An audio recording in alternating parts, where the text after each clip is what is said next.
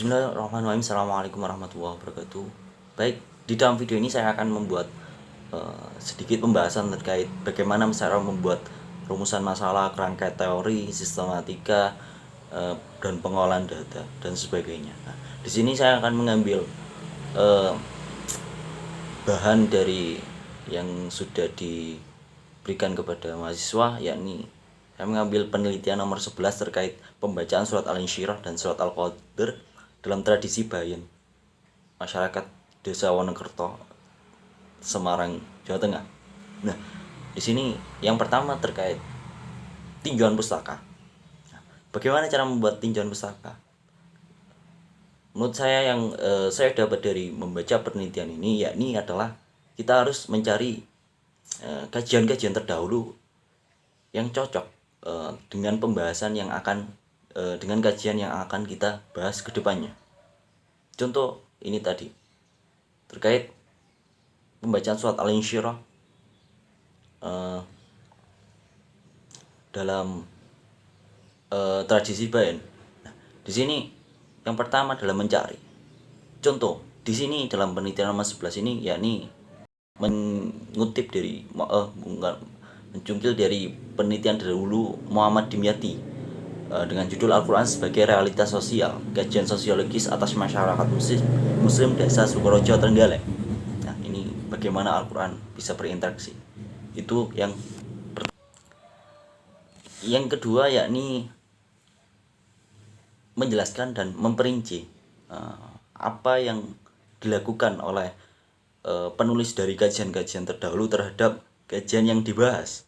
Contoh, Dimyati mengamati bagaimana budaya Al-Quran mengakar dalam kehidupan masyarakat, salah satunya dengan kajian tafsir Al-Quran dari rumah ke rumah dan menerapkan pemahaman tafsirnya ke dalam kehidupan sehari-hari. Tuh. Nah, setelah dijelaskan untuk yang nomor 2, sekarang yang nomor 3 adalah memperinci. Memperinci ini cakupannya dari penulis dari kajian itu di mana, titik fokusnya di mana. Yakni kalau dalam kajian yang tadi ini kajiannya segala hal yang berhubungan dengan interaksi masyarakat terhadap Al-Quran, baik melalui tradisi semaan, kajian tafsir dari rumah ke rumah, khataman, yasinan dan sebagainya. Selanjutnya di sini titik yang paling penting, yakni terkait nomor 4, pembatasan atau pembeda. Kita harus membedakan dari pembeda dari kajian-kajian terdahulu yang telah dibahas dengan kajian kita yang akan kita bahas. Contoh, tadi sudah dirinci bahwasanya kajian terdahulu itu lebih banyak, yakni melalui tradisi semaan, kajian tafsir, khataman, yasinan. Jadi Al-Quran berinteraksi dengan tradisi tersebut. Nah, di sini fokusnya penulis di pembacaan surat Al-Insyirah dan surat Al-Qadr ini hanya fokus pada salah satu objek, yakni tradisi Bayan di masyarakat Wonokerto, Semarang, Jawa Tengah. Jadi begitu. Itu untuk bagaimana membuat tinjauan pustaka dalam penelitian yang baca ini. Selanjutnya di sini kerangka teori dalam penelitian ini. Sebenarnya kerangka teori yakni adalah merupakan suatu gambaran atau rencana yang berisi tentang penjelasan dari semua hal yang dijadikan sebagai bahan penelitian yang berdasarkan pada hasil penelitian tersebut. Jadi nanti kegunaan dari kerangka teori ini adalah sebagai pondasi untuk membangun pembahasan yang akan kajian yang akan kita bahas. Contoh dalam penelitian nomor 11 ini, yakni penulis menggunakan teorinya Peter Alberger sebagai pondasi untuk membangun bagaimana metode yang akan dilakukan oleh penulis pada penelitian yang akan dibahas. Nah, di Petra Alberger ini ada 3 teori seperti hanya eksternalisasi, terus yang kedua objektivasi, dan yang ketiga internalisasi, seperti itu. Nah, nanti dikembangkan lagi bagaimana variabel seperti internalisasi, objektivasi itu bisa dilakukan pada kajian yang akan dibahas, seperti itu. Nah, sekarang masuk kepada metode penelitian atau metode-metode dalam penelitian. Yang pertama bisa dari jenis penelitian.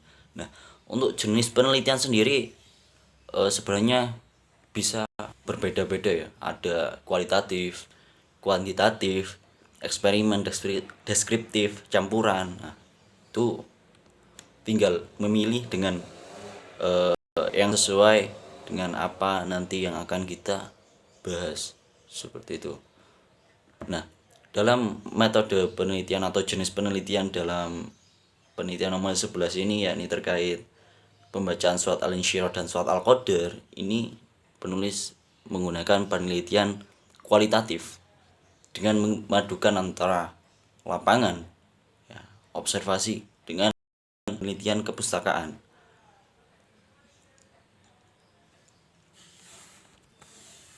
Nah, dari kualitatif sendiri tadi di penelitian ini ada lapangan dan kajian kepustakaan. Yang pertama dari lapangan, yaitu untuk mengetahui bagaimana fenomena ini pembacaan surat al-insyirah dalam tradisi Bayan secara langsung, maupun bisa kita lihat dengan kepustakaan untuk literatur-literatur pendukung bagaimana membahas terkait hal-hal yang istilahnya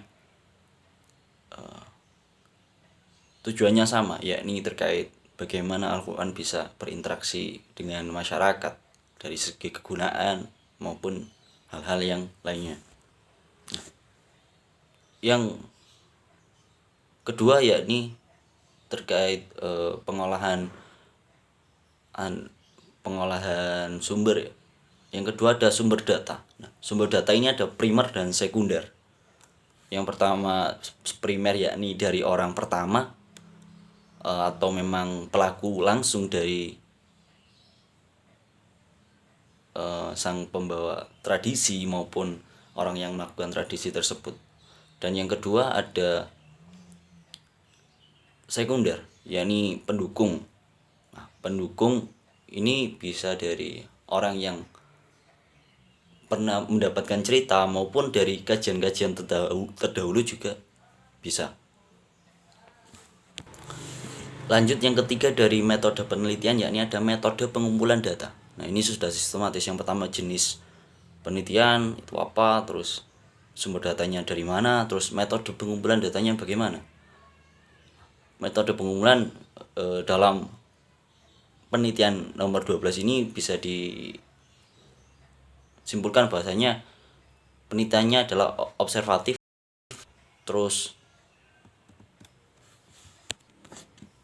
wawancara dan dokumentasi. Observatif ke lapangannya bagaimana, partisipasi dari penulis bagaimana, partisipasi untuk mengikuti tradisi, maupun dari wawancara dari sumber primer maupun sekunder, terus dokumentasi hal-hal yang berhubungan dengan kajian yang akan dibahas.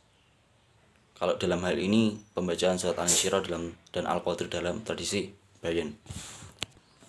Selanjutnya dari metode penelitian yakni metode analisis data. Setelah pengumpulan tadi bagaimana jenis data, kita mendapatkan sumber data, terus kita telah melakukan observasi, penelitian, wawancara, dan dokumentasi, itu kita analisis. Mana yang perlu kita seleksi, mana yang perlu kita gunakan untuk kajian kita, yang relate dengan kajian kita, dan mana yang enggak ya dibuang, yang cocok ya kita gunakan. Nah, ini masuk pada metode analisis data. Jadi semisal penelitiannya dari penelitian nomor 11 ini adalah kualitatif. analisisnya bagaimana. Analisis data lebih difokuskan selama proses di lapangan bersamaan dengan pengumpulan data. Jadi bersamaan, fokusnya di lapangan itu sembari juga mengumpulkan data atau mengkaji pustaka-pustaka terdahulu. Seperti itu. Selanjutnya dari metode penelitian yakni pendekatan dalam penelitian. Pendekatan ini ada banyak. Ada contoh historis, sosiologis, antropologis, dan sebagainya. Historis, nah, itu kita jelaskan pendekatan apa yang akan kita berikan atau kita lakukan terhadap kajian yang akan kita bahas. Contoh dalam penelitian ini bisa kita lihat bahwa penulis melakukan pendekatan sosiologis. Dengan teori sosiologis dia mencoba melihat atau mengamati bagaimana proses pembacaan surat Al-Insyirah dan surat Al-Qadr dalam tradisi Bayan. Seperti itu. Yang terakhir dari yang akan saya bahas yakni terkait sistematika pembahasan. Nah, sistematika pembahasan itu apa gitu. Jadi bagaimana struktur atau sistem yang akan kita bahas dalam skripsi kita, dalam karya tulis ilmiah kita, dalam jurnal kita. Nah, itu seperti contoh. Dalam bab pertama kita mau bahas apa? Contoh kalau di penelitian nomor 11 ini yakni ada latar belakang, rumusan masalah, tujuan, manfaat penelitian, kajian pustaka, penelitian sebelumnya, metode penelitiannya bagaimana, dan seterusnya. Terus lanjut ke bab kedua, bagaimana penulis menggambarkan secara umum tentang lokasi penelitian, yaitu Dusun Wonokoto, Desa Wonokoto, Bancak, Kabupaten Semarang. Terus bab ketiga, penulis menggambarkan secara umum tentang proses kejadian manusia. Dilanjutkan bab 4 ke 5 sampai kesimpulan bagaimana penulis memberikan sebuah gambaran terkait hal yang dibahas. Mungkin itu saja, kurang lebihnya mohon maaf. Terima kasih.